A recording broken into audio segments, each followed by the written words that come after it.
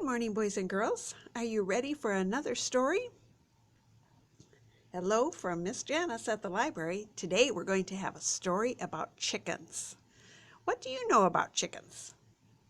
Do you think of white chickens like this when you think of chickens? But do you know chickens can come in many different colors? They can be light brown like this one. They can be dark brown like this one. They can be black. They can be speckled. They can have feathers on their heads. They can have feathers on their feet. Isn't that a funny looking chicken? A good laying hen will lay about 1 egg a day, and that's all. But eggs don't have to be white. They can be many different colors. Some hens lay light brown eggs, some lay dark brown eggs, some lay bluish eggs, and I've seen eggs that are kind of green colored. Whatever color egg a hen lays, it always lays the same color of egg. It doesn't lay white eggs one day and brown eggs another day.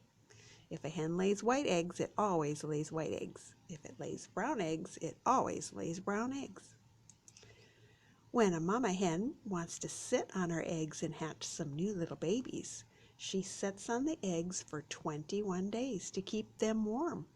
And she'll turn the eggs every day, and the little eggs and the little chicks grow inside the egg. And when the little chicks get big and can't hardly fit inside their egg anymore, then they peck from the inside and break open the shell.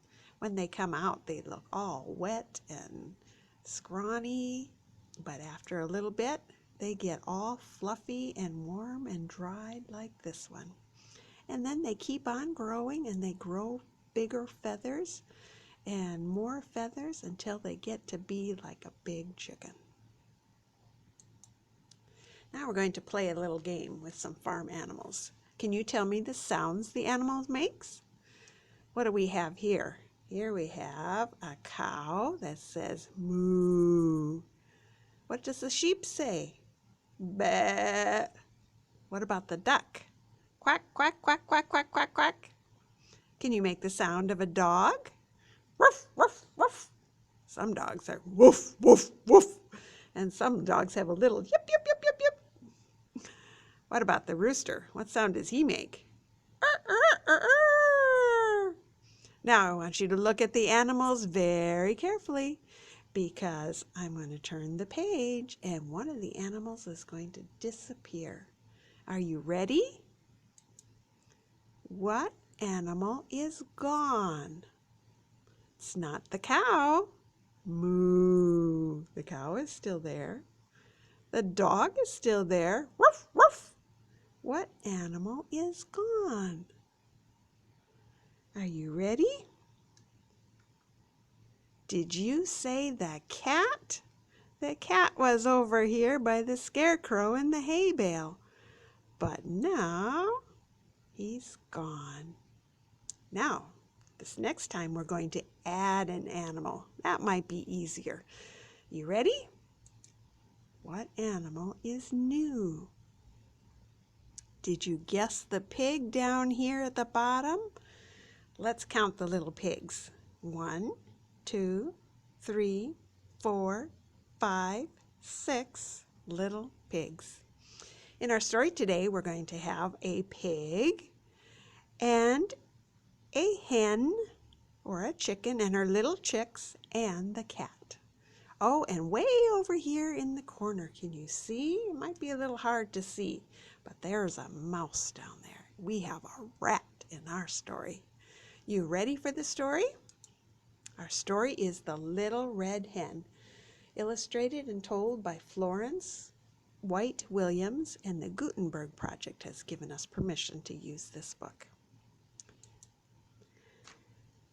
The little red hen lived in a barnyard. She spent most of her time walking around the barnyard in her pickety-peckety fashion, scratching everywhere looking for worms. She loved fat, delicious worms and felt they were the best food for her little chicks.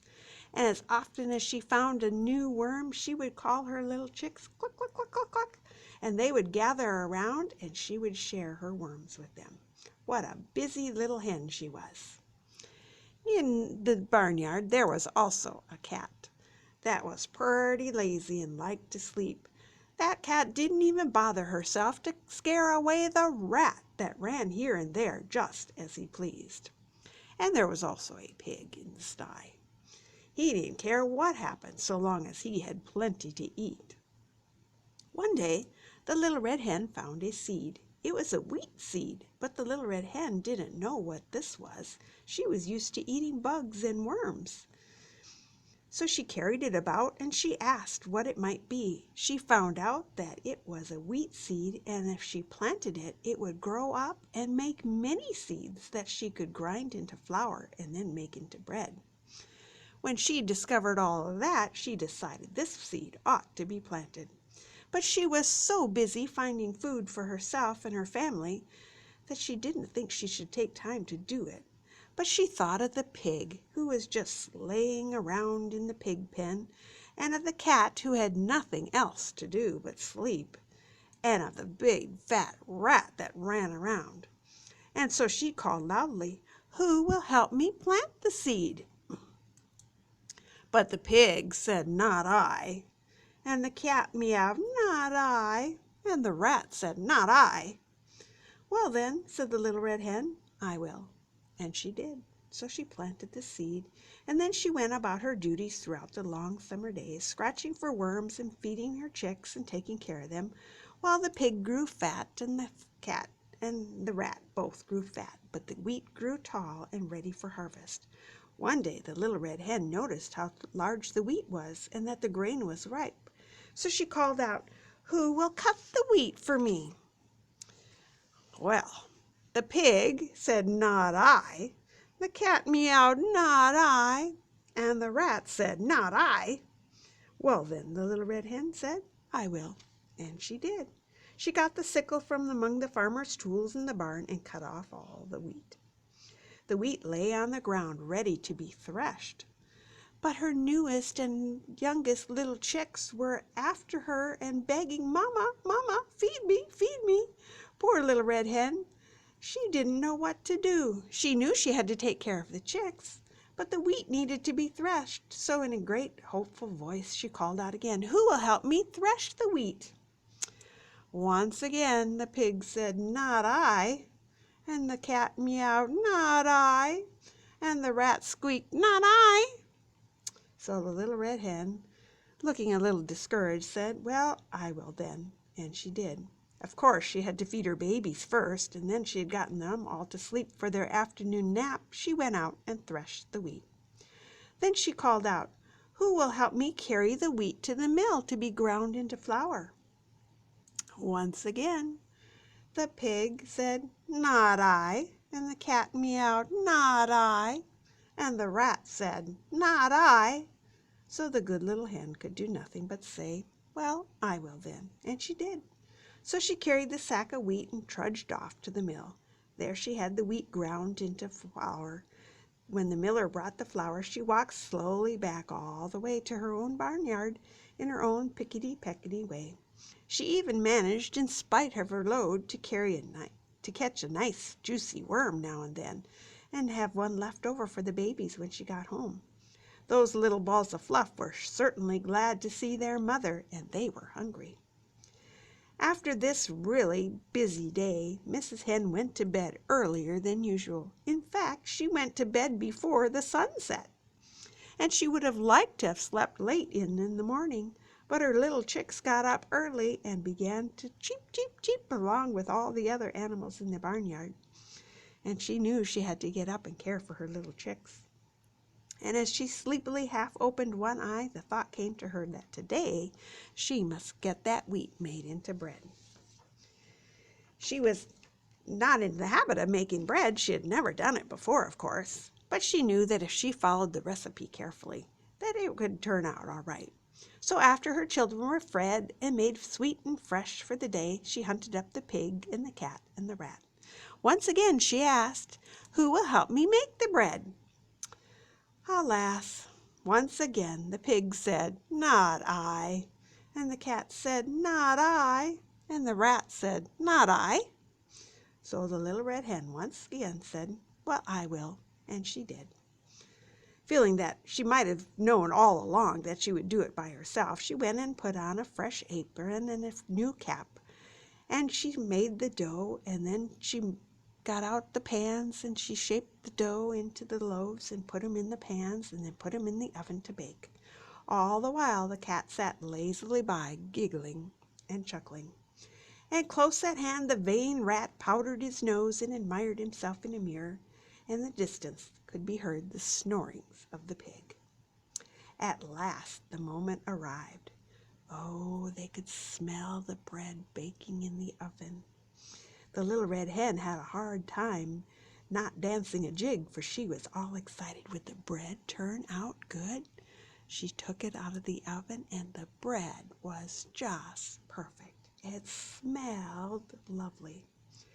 Once again she called, maybe because out of habit, I don't know. She said, "Who will help me eat the bread?" This time the pig said, "I will." And the cat said, "I will." And the rat said, "I will." But the little red hen said, "You didn't help plant the seed. You didn't help cut the wheat. You didn't help take the wheat to the mill to be made into flour. You didn't help make the bread. So you don't get any of it. I'm going to eat it all with my little chicks." And they did. Would you like to make a hen? First, take a piece of paper and trace around your hand. You can color your hand if you want to. Make it any color. Do you want to make a black hen or a brown hen or maybe a little red hen like our story? Then after you trace your hand, you want to add a triangle for a beak and add a curly little thing for a comb. And every chicken needs some legs. Can you make some crooked sticks for his legs, her legs? And a nice big eye for your chicken, and your chicken is all done. You can make a whole flock of chickens, all different colors if you wanted. Just trace your hand again and make another one. That's all for today. Have a good week, and we'll look to see you again next week. Bye-bye.